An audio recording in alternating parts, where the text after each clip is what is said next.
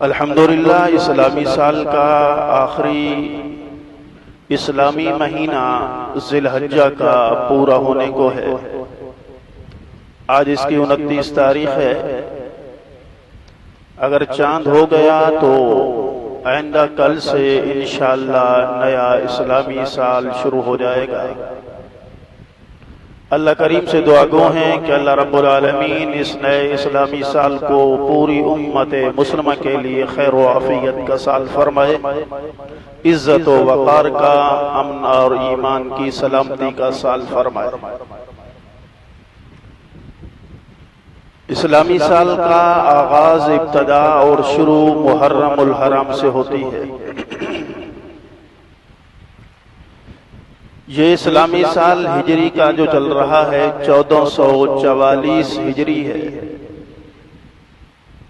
نئے سال کے ساتھ 1445 ہجری شروع ہو جائے گی۔ گویا کہ ہم رسول اللہ صلی اللہ علیہ وسلم کے زمانے سے 1450 صدیاں دور آ چکے ہیں۔ اللہ کے نبی صلی اللہ علیہ وسلم نے ارشاد فرمایا تھا،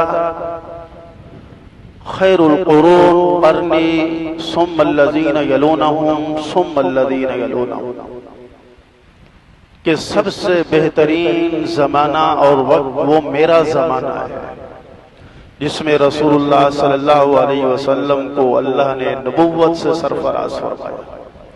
آپ نے فرمایا قرنی، میرا زمانہ سب سے بہترین زمانہ ہے، ثم الذین یلونہم، میرے زمانے کے بعد پھر وہ زمانہ بہتر اور اچھا ہے جو میرے زمانے کے ساتھ لگا ہوا ہے۔ اور یہ وہ زمانہ ہے حضرت ابوبکر کا، حضرت عمر کا، حضرت عثمان کا، حضرت علی کا، خلفائے راشدین کا زمانہ۔ یہ بہترین زمانہ، سب سے بہتر وہ زمانہ جو رسول صلی اللہ علیہ وسلم کا تھا، پھر بہتر وہ زمانہ جو آپ کے زمانے کے ساتھ لگا ہوا تھا، ٹچتا خلفائے راشدین کا زمانہ۔ اس کے بعد پھر فتنہ ہی فتنہ ہے۔ ہم جیسے ہی رسول اللہ صلی اللہ علیہ وسلم کے زمانے سے دور ہوتے جائیں گے، فتنہ فساد بڑھتا چلا جائے گا۔ اللہ ہماری بھی حفاظت فرمائے، ہماری آنے والی نسلوں کی بھی حفاظت فرمائے۔ تو ہم رسول اللہ صلی اللہ علیہ وسلم کے زمانے سے بہت دور آ چکے ہیں۔ جیسے زمانہ اب تو ویسے ہی وقت بڑی جلدی سے گزر رہا ہے، بلکہ علامات قیامت میں سے، قیامت کی نشانیوں میں سے ایک نشانی رسول صلی اللہ علیہ وسلم نے یہ بھی ارشاد فرمائی کہ یتقارب الزمان، زمانہ قریب ہو جائے گا، زمانہ سمٹ جائے گا۔ کیا مطلب؟ کہ وقت بڑی جلدی گزرے گا، وقت بہت جلدی اور تیزی کے ساتھ گزرے گا، کہ سال مہینوں میں مہینے، ہفتوں میں ہفتے، دنوں میں اور دن گھنٹوں کی تعداد میں گزریں گے۔ آج ایسا ہی زمانہ ہے، ایسا لگتا ہے ابھی کچھ دن پہلے جمعہ پڑا، آج پھر جمعہ آ گیا، تو زمانہ بڑی جلدی سے گزر رہا ہے۔ یتقارب الزمان، حدیث کے مطابق زمانہ سمٹ گیا ہے، قریب ہو گیا ہے، وقت بڑی جلدی سے گزر رہا ہے۔ اس لیے اللہ پاک نے قرآن مجید کے اندر زمانے کی قسم اٹھائی۔ اللہ نے فرمایا والعصر، قسم ہے مجھے زمانے کی، یہ وقت کی قسم ہے کہ وقت بڑی جلدی سے گزرتا ہے۔ امام شافعی رحمۃ اللہ علیہ فرماتے ہیں کہ اگر اللہ پاک پورا قرآن نہ اتارتا، صرف یہ ایک سورت نازل ہو جاتی، والعصر ان الانسان لفی خسر الا الذین آمنوا وعملوا الصالحات وتواصوا بالحق وتواصوا بالصبر۔ والعصر، قسم ہے زمانے کی۔ پھر اللہ فرماتا ہے ان الانسان، بے شک پکی بات ہے کہ انسان گھاٹے میں ہے، نقصان میں ہے، لوس میں ہے، خسارے میں ہے، سب انسان خسارے میں ہیں۔ پھر آگے اللہ نے فرمایا الا، ہاں مگر، آمنو، جو ایمان لائیں گے، نیک عمل کریں گے، ایک دوسرے کو حق کی وصیت کریں گے، ایک دوسرے کو صبر کی تلقین کریں گے۔ کہ جب بندہ مسلمان ہوتا ہے، حدود شریعت میں آ جاتا ہے، پھر اپنی مرضی نہیں چلتی، پھر وہ کرنا ہے جو ہمیں شریعت کہتی ہے، تو اس پر تکلیف ہوتی ہے، نفس کو پریشانی ہوتی ہے تو اس پریشانی کو سہ لینا، برداشت کر لینا، صبر کر لینا، ایمان کے ساتھ عمل صالح، وصیت حق، وصیت صبر، یہ کامیاب ہے، ان کو نقصان اور گھاٹا اور خسارہ نہیں۔ تو امام شافعی فرماتے ہیں اگر پورا قرآن نہ اترتا نا، صرف یہ ایک سورت نازل ہو جاتی تو انسانیت کی ہدایت کے لیے کافی تھی۔ ایک اللہ والے فرماتے ہیں کہ مجھے والعصر اس سورت کی تفسیر برف بیچنے والے سے سمجھ میں آئی۔ وہ فرماتے ہیں میں بازار میں گزر رہا تھا کہ ایک شخص نے ٹھیکا لگا رکھا تھا، پھٹا لگا رکھا تھا، اور اس پر برف پڑی تھی اور وہ برف پگھلے جا رہی تھی۔ اب کوئی آئے گا برف لے کر، ٹھنڈا پانی اس کو نصیب ہو جائے گا، اگر کوئی اپنے استعمال میں نہیں لاتا تو برف تو پگھلتی ہی جائے گی نا، وہ کوئی رکنے والی تھوڑی ہے۔ تو وہ فرماتے ہیں زمانہ تو گزر رہا ہے، یہ زمانہ پگھل رہا ہے اور اب تو بہت جلدی سے گزر رہا ہے، تو اس لیے انسان کامیابی اگر چاہتا ہے تو وہ ایمان کے ساتھ عمل صالح کرے تو پھر یہ زمانہ اس کے لیے بہتر رہے گا، یہ وقت اس کو کل ہمیشہ کے وقت میں کامیابی دے گا۔ اللہ ہم سب کو وقت کی قدردانی کی توفیق عطا فرمائے۔ تو وقت بڑی جلدی گزر رہا ہے، اب 1444 ختم ہو کے 1445 شروع ہو جائے گا، اور پھر جیسے ہی اسلامی سال کا پہلا مہینہ محرم الحرام شروع ہوتا ہے تو پھر ایک ایسی ہستی کی یاد آتی ہے جس ہستی نے اپنا تن من دھن سب کچھ اللہ کے دین کی سربلندی کے لیے قربان کر دیا۔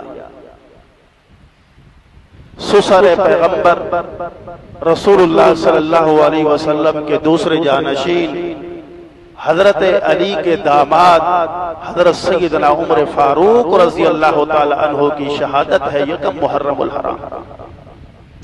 آپ پر حملہ 28 ذی الحج کو ہوا ہے، اس مہینے کی 28 تاریخ کو نماز پڑھاتے ہوئے آپ پر زہر آلود خنجر سے وار کیا گیا ہے، پھر آپ 2 سے 3 دن بیماری کے عالم میں رہے ہیں، یکم محرم الحرام کو آپ کی شہادت ہوئی ہے۔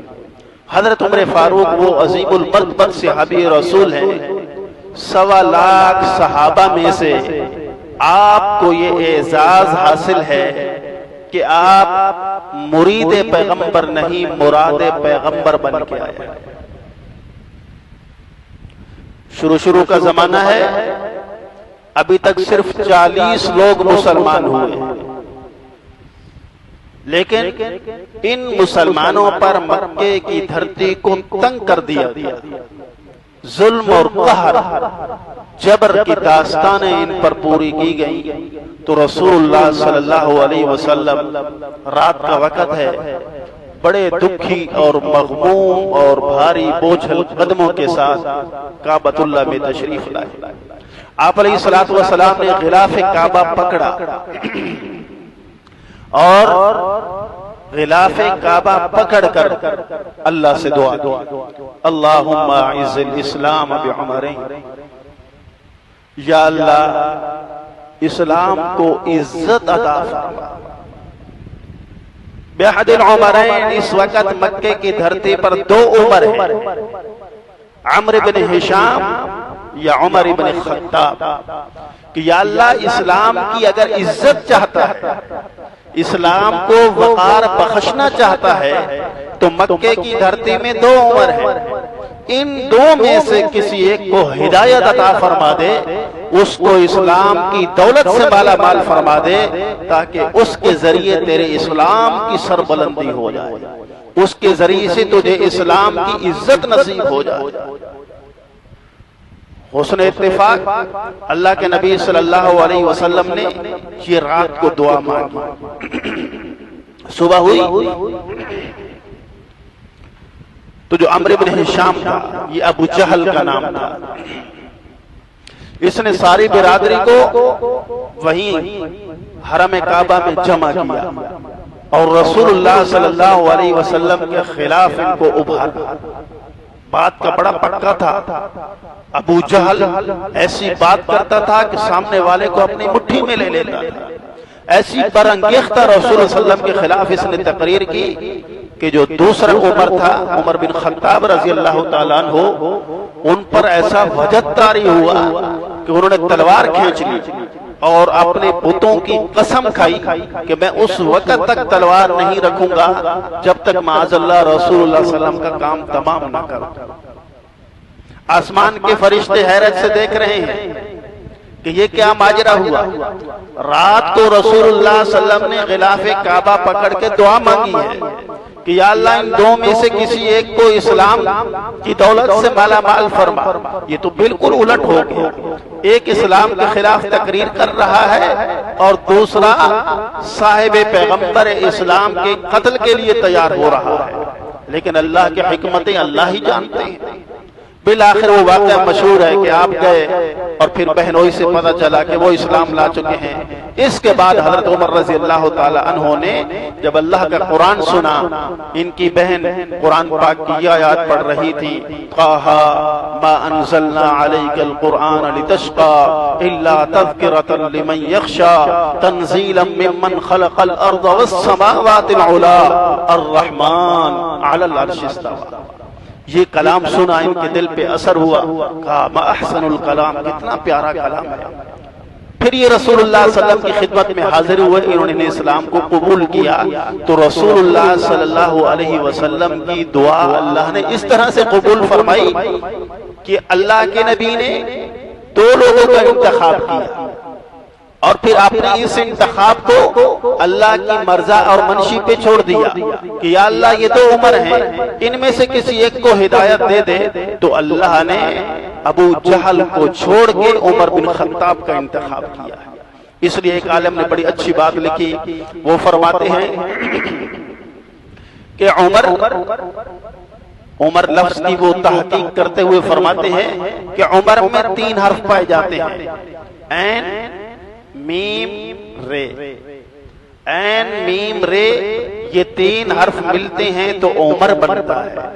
وہ فرماتے ہیں کہ عمر کی عین علی سے ہے، عمر کی میم محمد سے ہے، عمر کی رے رب سے ہے۔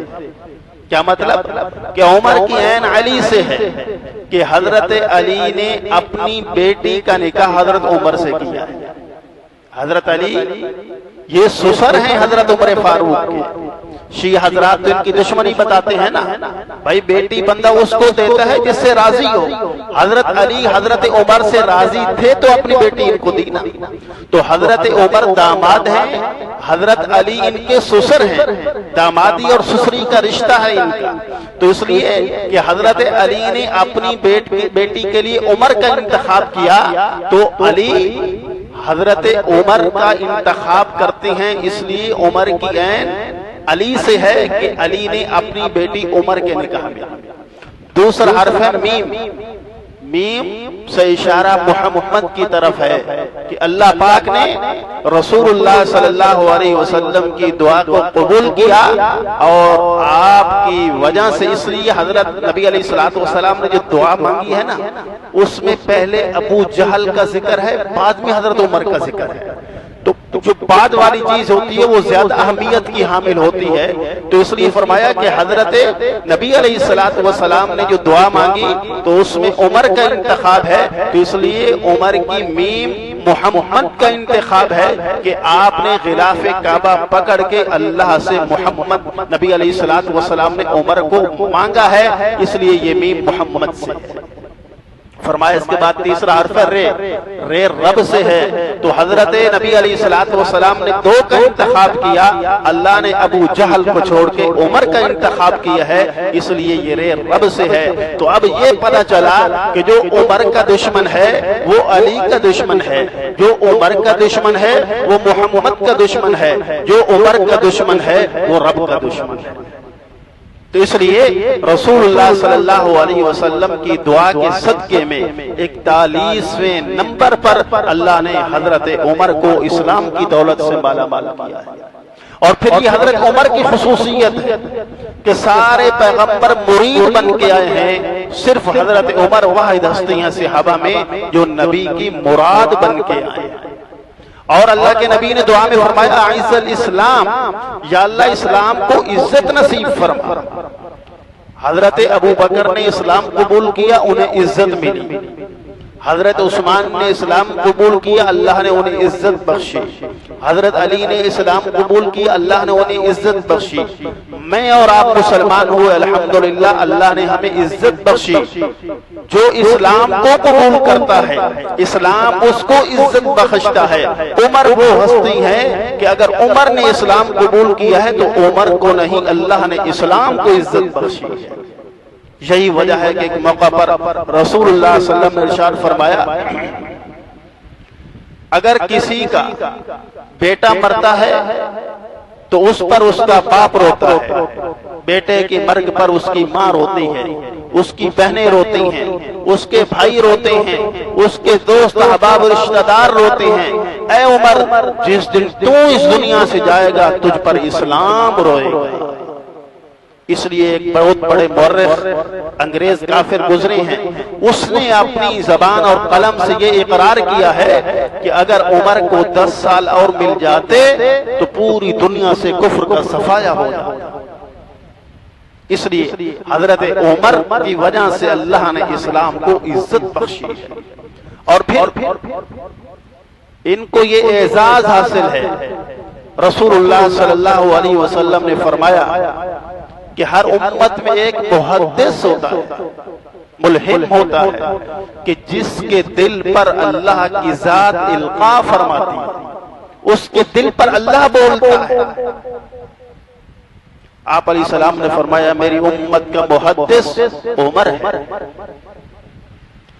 بہت سارے قرآن پاک کے اندر ایسے آیات ہیں، واقعات ہیں کہ جو کچھ حضرت عمر نے زمین پر بولا اللہ نے عرش بری سے قرآن بنا کے نازل کر دیا۔ اس لیے اللہ کے نبی نے فرمایا کہ حضرت عمر کے دل کی موافقت وحی کے ساتھ ہے۔ اور پھر اسی وجہ سے آپ نے جو میں نے ابتدائی کلام میں حدیث پڑھی، فرمایا لو کان بعدی نبی لکان عمر بن الخطاب، اگر مجھ پر اللہ نبوت کا دروازہ بند نہ فرماتے تو عمر کو نبی بنا کے بھیجتے۔ یہ اللہ نے انہیں اعزاز بخشا، اس لیے کہ ہے سچا نور البشر کا کلمہ، نہیں کا کلمہ امر کا کلمہ، سوائے اس کے ہے شر کا کلمہ، کوئی بھی کلمہ کفر کا کلمہ، اگر نبوت ختم نہ ہوتی زمانہ پڑتا عمر کا کلمہ۔ اس لیے نبی علیہ السلام نے فرمایا لو کان بعدی نبی، اگر میرے بعد کوئی نبی ہوتا، آپ پر نبوت کا دروازہ بند ہے، آپ خاتم الانبیاء ہیں۔ آپ نے فرمایا انا خاتم النبیین لا نبی بعدی ولا امت بعد امتی ولا کتاب بعد کتابی۔ اے لوگو انا خاتم النبیین، میں نبیوں کے لیے مہر و ختم ہوں، میرے بعد کوئی قیامت تک نبی نہیں آئے گا۔ ولا امت بعد امتی، میری امت آخری امت ہے، اس امت کے بعد اب قیامت تک کے لیے کوئی اور امت نہیں آئے گی۔ ولا کتاب بعد کتابی، میری کتاب یعنی قرآن مجید آخری کتاب ہے، اب قیامت تک کے لیے آسمانوں سے کوئی کتاب نازل نہیں ہوگی۔ تو رسول اللہ صلی اللہ علیہ وسلم پر نبوت کا دروازہ بند ہے۔ آپ نے فرمایا اگر مجھ پر نبوت ختم نہ ہوتی تو اگلا نبی عمر ہوتا۔ تو یہ حضرت عمر کی شان ہے کہ رسول اللہ صلی اللہ علیہ وسلم نے انہیں یہ اعزاز بخشا، اللہ کریم نے انہیں اعزاز بخشا کہ ان کا انتخاب کیا ہے۔ اور پھر حضرت عمر رضی اللہ تعالی عنہ جری اور بہادر تھے۔ آپ اسلام لائے ہیں، آپ کے اسلام لانے سے پہلے 40 مردوں نے اسلام کو قبول کیا تھا، لیکن سب چھپ چھپ کے نمازیں پڑھتے تھے، چھپ چھپ کے عبادت کرتے تھے۔ حضرت عمر نے اسلام قبول کیا تو آپ نے اعلان کیا تھا کہ اے مکہ کے وڈیروں، رئیسوں، چودھریوں، آج عمر نے اسلام کو قبول کیا ہے، آج ہم باہر نکل کے کعبہ میں اپنی نمازیں پڑھیں گے اور کھل کے اپنے دین کی تبلیغ کریں گے۔ اگر کسی نے اپنی بیوی کو بیوہ کرانا ہے یا بچوں کو یتیم کروانا ہے تو وہ میرا سامنا کرے۔ کوئی سامنے نہیں آیا۔ حضرت عمر کی وجہ سے صحابہ نے کھل کے کعبۃ اللہ میں جا کے نماز پڑھی ہے، تو اللہ نے حضرت عمر کے ذریعے انہیں یہ اعزاز بخشا ہے۔ تو آپ پر 28 ذی الحج کو حملہ ہوا ہے، نماز کے دوران 28 29 یہ دن بیماری میں گزرے ہیں، یکم محرم الحرام کو آپ کی شہادت ہوئی ہے۔ بقیہ ان کے فضائل انشاءاللہ جمعے میں اللہ سے عمل کی توفیق عطا فرمائے۔ وما علینا